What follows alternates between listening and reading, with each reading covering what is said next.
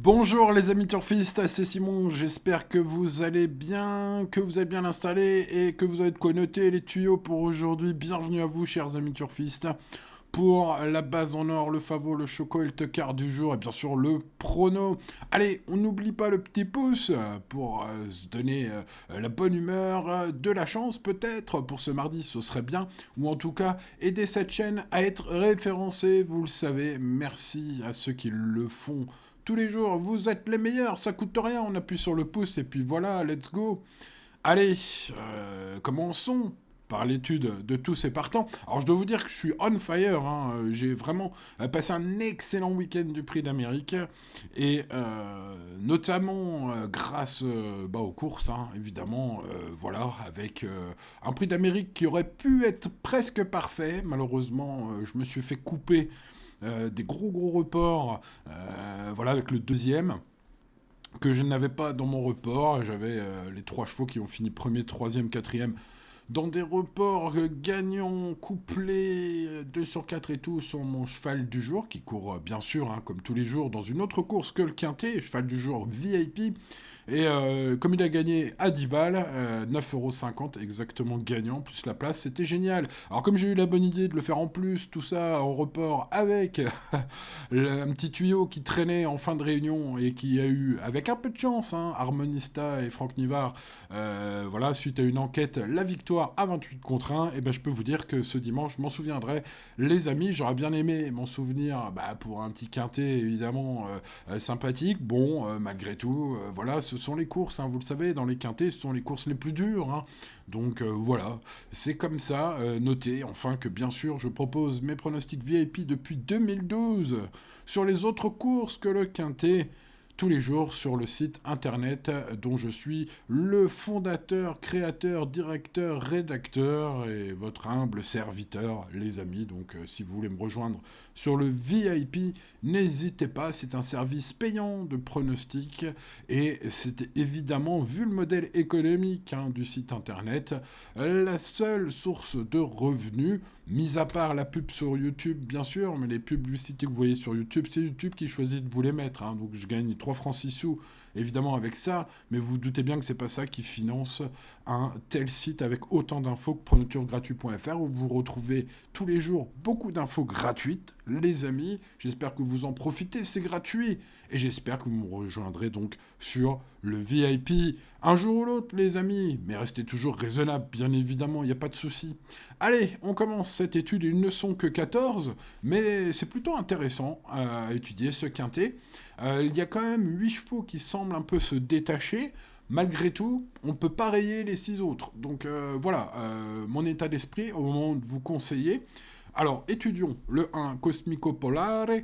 Malheureux, mais a bien terminé à Vincennes, au niveau inférieur, hein, la dernière fois. Donc là, on monte de catégorie, je trouve, assez nettement. D'ailleurs, ses gains l'indiquent, hein. Il n'a que 60 000 euros de gains dans sa carrière. Ils ont tous 7 ans aujourd'hui, hein. Ça se passe sur 2850 mètres de grande piste, départ volté, tous au même poteau. Et donc, ce numéro 1, il a plus de 2 fois moins de gains que les plus riches. Alors évidemment, lorsque les conditions de course du jour font qui s'élance au même poteau que voilà, les chevaux de bas de tableau que vous voyez ici, hein, Imhotep Fromentro, Icône d'érable, Igrisoli, c'est pas pour rien. Je vais donc pas vous le conseiller, mais vous voyez là la moyenne, hein, il a 11 sur 20. Donc voilà, pas impossible. Oh, vraiment, je le conseille pas, mais bon, voilà, on peut pas totalement rayer. C'est un peu le même constat pour Oblivion numéro 2, qui dispose d'une bonne pointe de vitesse. Il dépend à 100% du parcours. Alors il y a Alex Abrivard en renfort, un cheval régulier. Il peut faire l'objet d'un jeu spéculatif. Alors sur un deuxième ticket, les amis, hein, je suis pas en train de vous le conseiller non plus, mais bon, voilà, hein, je peux pas vous dire qu'il faut les rayer parce que c'est pas vrai, tout simplement. Alors passons au numéro 3, Oscar Vandelbeek, réparé après un petit traitement qui devrait l'aider à mieux négocier les virages. Il avait mal sur le côté la dernière fois, c'est pour ça, selon son entraîneur, qu'il n'a pas trop bien pris le virage. Bon, bah écoutez, une info que j'ai lue sur le site de Génie, donc je vous la relais. Bon, c'est un cheval qui est épatant, déféré des 4 dans sa carrière, qui a très bien couru les 2 dernières fois, sinon on oublie un petit peu son virage raté, il a quand même très bien couru ce jour-là. Il a de quoi être assez confiant, bon, même pour le podium. Bon, pour le podium, il faudra que vous soyez un fan de Franck Ouvry et que vous lui fassiez confiance. Est-ce que ce sera mon cas? Bah, j'hésite toujours avec ce genre de pilote. Non pas qu'il soit mauvais, mais c'est sa façon de faire, hein. Il n'est pas là pour voilà, tout jouer la carrière d'un cheval sur une seule course. C'est pas sa façon de faire, on la connaît. On la respecte.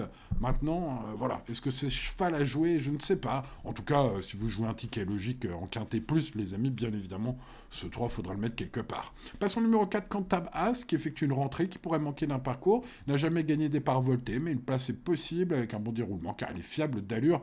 En général, voilà encore un cheval pas impossible. Passons au numéro 5, Indy Salza, qui après une traversée du désert assez longue, 6 mois d'ennui de santé avec des mauvais résultats à la clé, semble de retour en vie. En tout cas, c'est ce que ces 2 dernières courses, surtout la dernière, suggèrent.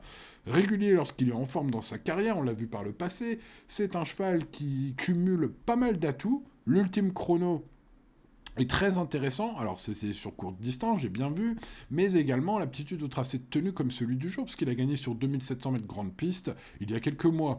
Donc bah, je le trouve en retard de gain, ce numéro 5, retard de gain, espérons qu'il en prenne pas mal aujourd'hui, et nous aussi par là même, du coup. Allez, passons 6, Condor Passagar, qui compte une victoire et 5 échecs cuisants à Vincennes en 6 courses. Alors en écoutant son interview sur Equidia, j'ai senti Giorgio d'Alessandro Sen très content de bénéficier de la drive de Jean-Michel Bazir, et il y croit du coup, hein. Bon, alors c'est un cheval qui n'a pas été très fiable sur la cendrée parisienne, mais qui a montré qu'il était capable. Je vous propose donc de le glisser dans les champs réduits, ce numéro 6. Passons au numéro 7, Jenkos Galliano, seul cheval à représenter la Suède. Aujourd'hui, hein, c'est une course européenne, il y a donc vous l'avez compris, je pense, des Italiens, et puis il y a ce Suédois, il y a un cheval belge aussi, bon, voilà, lui c'est le Suédois de service, donc qui est présenté pieds nus, Benjamin Rochard, pour cette première avant-scène. Bon, alors le retenir ou non, ce sera une affaire d'impression, hein, parce que c'est totalement l'X de la course, hein, on n'a pas de perf significative sur longue distance, sur départ volté, etc. Impossible de savoir ce que ça va donner aujourd'hui. Bon, des fois, c'est la première qui est la meilleure, hein, pour ces chevaux scandinaves. Maintenant, ce 7, je ne sais pas trop quoi en faire. Bon, bah, je le mettrai dans mon champ réduit, c'est Benjamin Rochard, hein. Passons au numéro 8, Interim Boy. Alors, peut-être une grosse info, sa longue absence refroidit, le fait qu'il soit ferré également. Mais j'ai lu dans la presse qu'Yves Dreux pensait qu'il pouvait quand même terminer 4 ou 5e aujourd'hui. Alors, comme ça va être probablement la plus grosse cote de ce quintet, ça peut être intéressant de le mettre dans le champ réduit aussi, si vous avez la place, si vous avez le budget, bien évidemment, les amis. Passons au numéro 9, Island Cash, qui cumule pas mal d'atouts au papier, forme, régularité, retard de gain, chrono récent, ligne probante. En plus, son coach me semble très confiant dans les colonnes de génie. Bref, voilà, il y compte. Bonne chance. Ce numéro 9, tout simplement, bonne chance. Passons au numéro 10, Iris Farceuse. Difficile de reprocher grand-chose à cette jument. Sauf qu'il lui manque peut-être le petit truc qui fait la différence. Elle n'a pas démérité dans sa carrière, c'est une jument utile qui pourrait jouer les troubles faites, voilà, avec un parcours chanceux sans avoir de marge. Le numéro 11, Colbert VF. Engagement idéal, préparation ciblée par Eric Bondo, attendu en pleine forme pour jouer les premiers rôles, devrait faire mieux que son ultime sortie, qui s'était avérée décevante, hein, derrière Oscar Van Albeck, le numéro 3. Mais je pense qu'une revanche n'est pas impossible aujourd'hui, avec une préparation spéciale, course visée par son coach. Ce 11 pourrait bien être la belle cote à l'arrivée. Passons au 12e au top, Fromentro. Cheval régulier, voilà, il apprécie de courir espacé dans sa carrière. Il est fiable de comportement, trotteur. Voilà. Sachez que son entourage est chaud.